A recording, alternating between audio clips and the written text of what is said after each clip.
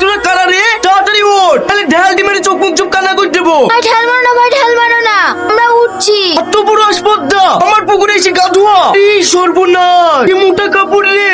তোরা যদি এইভাবে কাপড়ে করে পানি নিয়ে যায় তাহলে আমার পুকুরটা শুকিয়ে ডাঙা হয়ে যাবে। ভাই আর কাপড় পরে গাড়িতে আসবো না, কাল থেকে নাইটি পরে আসবো। কিছু পরে আসতে হবে না, ভালো করে কাপড়ে পানি চেপে পুকুরে ছুঁয়ে দাও, তারপরে বাড়ি যাবা। এই পুকুরের ধারে কি করছিস রে? এখান থেকে সর। ভাই আমি 1 মাস ধরে গা ধুইনি, তোমার পুকুরে একটু গা ধুইতে দাও না। তা তো হবে না, জানিস নি পানির খুব অভাব চলছে। ঠিক আছে ভাই, গা ধোবো না, এই গামছাটা ভিজাতে দাও না, একটু গাটা মুছবো। আরে কিছু হবে না, পুকুরের কাছ থেকে সত্য। ভাই তোমার হাত ধরে বলছি, গামছাটা একটু ভিজাতে দাও। ছাড় হাত। এই তুই আমার পুকুরে লাফ মারলি কেনে? আমি ইচ্ছা করে লাভ মেরেছি নাকি? তুই তো হাত দিয়ে ঝাটকা মেরে ফেলে দিলি।